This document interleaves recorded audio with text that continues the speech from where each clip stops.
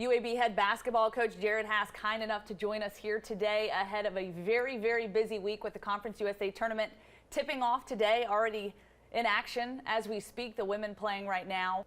Coming off a win in your regular season finale, you've set multiple records this year, including a single season record in program history. I know you talked about it before, and this team being special. I know it's hard to compare one team to another, but how proud are you of these guys and able to accomplish what they've accomplished? Well, I'm really proud of them, and the biggest thing is that everybody has put individual accolades, whether it's points, rebounds, assists, off to the side as long as they know they're doing what's best for the team, and everybody's put the team first. And that, as a coach, that's a pretty special deal.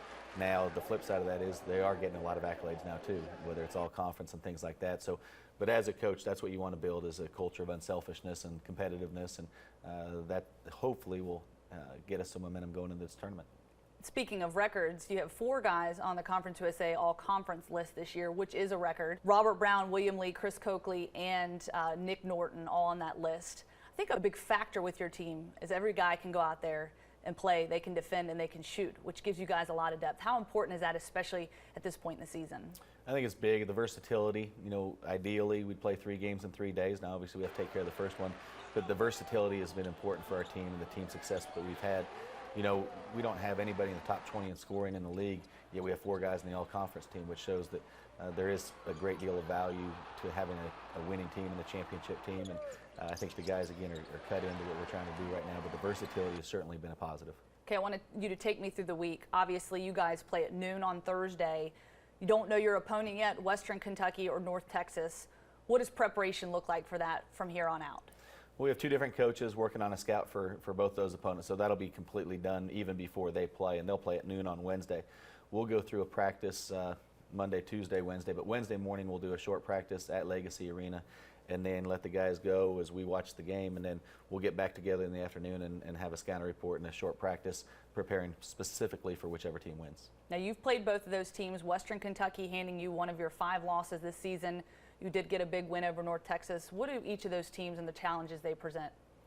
Well, North Texas is very, very gifted, especially on the perimeter. They have a lot of different guys. Then they have a big guy, Combs, is as good of a rebounder and scorer as there is in the league. And so a lot of versatility they can put out there with especially their guards. And then Western Kentucky, as you said, they're one of the teams that beat us. They inside, they're a little bit undersized but very physical. And so if we end up playing them, we'll have to match their physicality and play extremely hard ourselves. This year, there seems to be an added confidence that even when things get down to the wire, you might be down a couple points. In terms of this point in the season when you're heading into the postseason, what are those nerves like in the locker room? Yeah, there's still a great deal of confidence, and but I think the nerves are a good thing. I think there are some nerves, and as we get to Thursday at noon, I think there will be even more nerves. But I think the team plays well when we have a little bit of an edge, and you know, there's a nerves that are present. So the idea right now is that we are very confident, but we're also very humble and appreciative of the spot we're in. You've said this before, and I love this quote that you used. It's not about the destination, it's about the journey, and reflecting on that. You guys have done a great job of that this year. Now that the end game is there, a Conference USA title and hopefully a bid to the NCAA tournament on the line, how do you keep that in focus, that it's still about the journey? And it is, you know, and this week doesn't have to be the end of the journey. We can keep this thing going if we continue to play well. And we've talked a lot about the process of going through practices and preparing ourselves. In every game that we had, even this last Florida trip, where it didn't mean anything in terms of the conference championship or seeding, we still talked about the process of trying to get better. And so the guys are bought into that idea of improvement every day, and that's all part of the journey. And the journey doesn't have to end this week, and we're hoping it will continue. Would you say that your team is peaking at the right time? I think so. I think we'll find out. And I also believe, you know, once you get into tournament play, you build your momentum once you get into it. But I do believe we're mentally and physically healthy, knock on wood, and we continue that.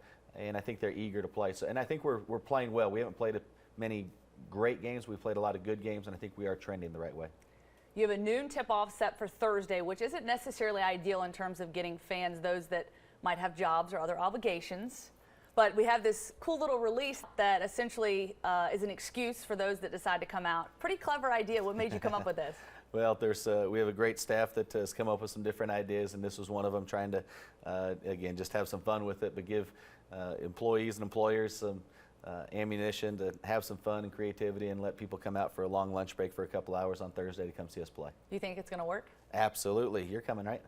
I am. I was going to say I might need an excuse, but my excuse is that I'm covering the game. So Good. the good news is I'll have my credential, but I'll make sure I spread the word. Spread the word for sure. So certainly exciting there. And just how important is it to get the fans? You guys have had tremendous crowd coverage this year at Bartow Arena, record-setting crowds. How important is that? Well, the fan support it's huge for what we're doing, and we have had some success in Legacy Arena, but certainly in Bartow Arena. And, the crowds have grown throughout the year. But anything we can do to get the crowd as big as possible, as loud as possible, is a huge advantage for us. And we were able to make the run 3 games in 3 days last year. We're going to try and do the same thing this year.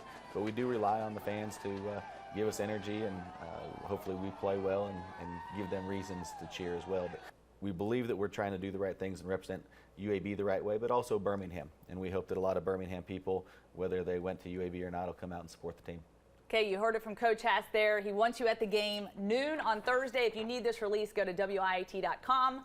You can give it to your boss. Hopefully they'll sign off on it. Of course, also check out the UAB women's basketball team. They are playing tomorrow at 11 o'clock, so it should be exciting. Thanks again, and best of luck. Thank you.